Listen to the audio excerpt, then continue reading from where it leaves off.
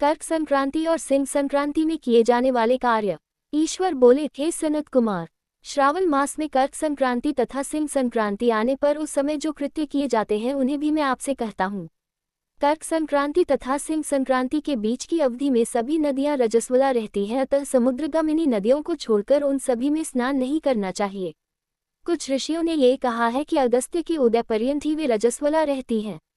जब तक दक्षिण दिशा के आभूषण स्वरूप अगस्त्य उदित नहीं होते तभी तक वे नदियां रजस्वला रहती हैं और अल्प जल वाली कही जाती हैं। जो नदियां पृथ्वी पर ग्रीष्म ऋतु में सूख जाती हैं, वर्षा काल में जब तक 10 दिन न बीत जाएं तब तक उनमें स्नान नहीं करना चाहिए। जिन नदियों की गति स्वतः 8000 धनुष तक नहीं हो जाती तब तक वे नदी शब्द की संज्ञावली नहीं होती, अपितु वे गर्त कही जाती हैं।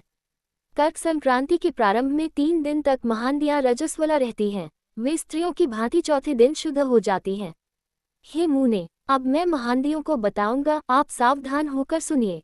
गोदावरी, भीमर्थी, तुंगभद्रा, वैनिका, तापी, प्योष्णी, ये 6 नदियां विंध्य के दक्षिण में कही गई हैं। भागीरथी, नर्मदा, यमुना, सरस्वती, विशोका, वितस्ता, ये 6 नदियां विंध्य के उत्तर में कही गई हैं। ये 12 महानदियां देवर्षि क्षेत्र से उत्पन्न हुई हैं। हे मुने, देविका, कावेरी, वंज्रा, कृष्णा, ये महानदियां कर्क संक्रमण के प्रारंभ में 1 दिन तक रजस्वला रहती हैं। गौतमी नामक नदी कर्क संक्रमण होने पर 3 दिनों तक रजस्वला रहती है। चंद्रभागा, सती, सिंधु, सरयू, नर्मदा, गंगा, यमुना, प्लक्षजाला, सरस्वती, ये जो नाद संज्ञा वाली नदियां हैं वे रजोदोष से युक्त नहीं होती हैं। शोण, सिंधु, हिरण्य, कोकिल, आहित, घरघर और शतद्रु, ये 7 नाद पवित्र कहे गए हैं। धर्मद्रव्यमयी गंगा, पवित्र यमुना तथा सरस्वती, ये नदियां गुप्त रजोदोष वाली होती हैं, अतः ये सभी अवस्थाओं में निर्मल रहती हैं। जल का ये रजोदोष नदी तट पर रहने वालों को नहीं होता है। रजोधर्म से दूषित जल भी गंगा जल से पवित्र हो जाता है। प्रसवावस्था वाली बकरियां, गायें, भैंसें व स्त्रियां और भूमि पर वृष्टि के प्रारंभ का जल ये 10 रात व्यतीत होने पर शुद्ध हो जाते हैं। कुएं तथा बावली के अभाव में अन्य नदियों का जल अमृत होता है। रजोधर्म से दूषित काल में भी ग्रामभोग नदी दोषमय नहीं होती है। दूसरे के द्वारा भरवाए गए जल में रजो दोष नहीं होता है। उपाकर्म में, उत्सव कृत्य में, प्रातःकाल के स्नान में, विप्तियों में, सूर्य ग्रहण काल में तथा चंद्र ग्रहण काल में रजोदोष नहीं होता है। हे सनत कुमार, अब मैं सिंह संक्रांति में गोप्रसव के विषय में कहूँगा। सिंह राशि में सूर्य के संक्रमण होने पर यदि गोप्रसव होता है तब जिसकी गाय प्रसव करती है उसकी मृत्यु 6 महीनों में हो जाती है। मैं इसकी शांति भी बताऊंगा जिससे सुख प्राप्त होता है। प्रसव करने वाली उस गाय को उसी क्षण ब्राह्मण को दे देना चाहिए। उसके बाद घृत मिश्रित काली सरसों से होम करना चाहिए। इसके बाद व्याहृतियों से घृत में सिक तिलों की 1008 आहुतियां डालनी चाहिए। उपवास रखकर विप्र को प्रयत्नपूर्वक दक्षिणा देनी चाहिए। सिंह राशि में सूर्य के प्रवेश करने पर जब गोष्ठ में गौ प्रसव होता है तब कोई अनिष्ट अवश्य होता है, अतः उसकी शांति के लिए शांति कर्म अनुष्ठान करना चाहिए। अस्य वाम, इस सूक्त से तथा तद्विष्णु, इस मंत्र से तिल तथा घृत से 108 आहुतियां देनी चाहिए और मृत्युंजय मंत्र से 10,000 आहुतियां डालनी चाहिए। उसके बाद श्री सूक्त से अथवा शांति सूक्त से स्नान करना चाहिए। इस प्रकार किए गए विधान से कभी भी भय नहीं होता है। इसी प्रकार यदि श्रावण मास में घोड़ी दिन में प्रसव करे तो इसके लिए भी शांति कर्म करना चाहिए, उसके बाद दोष नष्ट हो जाता है। हे सनत कुमार, अब मैं कर्क संक्रांति में, सिंह संक्रांति में तथा श्रावण मास में किए जाने वाले शुभप्रद दान का वर्णन करूंगा। सूर्य के कर्क राशि में स्थित होने पर घृतधेनु का दान तथा सिंह राशि में स्थित होने पर सुवर्ण सहित छत्र का दान श्रेष्ठ कहा जाता है तथा श्रावण मास में दान अति श्रेष्ठ फल देने वाला कहा गया है।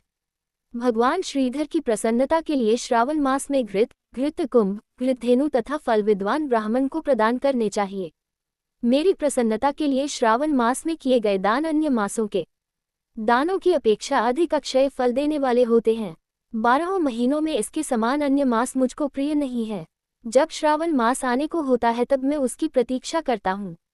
जो मनुष्य इस मास में व्रत करता है वह मुझे परम प्रिय होता है, क्योंकि चंद्रमा ब्राह्मणों के राजा हैं, सूर्य सभी के प्रत्यक्ष देवता हैं, ये दोनों मेरे नेत्र हैं। कर्क तथा सिंह की दोनों संक्रांतियां जिस मास में पड़े उससे बढ़कर किसका महात्म्य होगा। जो मनुष्य इस श्रावण मास में पूरे महीने प्रातःकाल स्नान करता है वह 12 महीने की प्रातः स्नान का फल प्राप्त करता है। यदि मनुष्य श्रावण मास में प्रातः स्नान नहीं करता है तो 12 महीनों में किए गए उसके स्नान का फल निष्फल हो जाता है।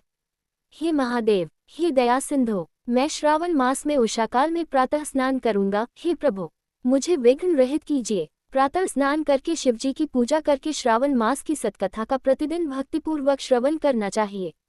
बुद्धिमान व्यक्ति इस प्रकार से ही मास व्यतीत करता है।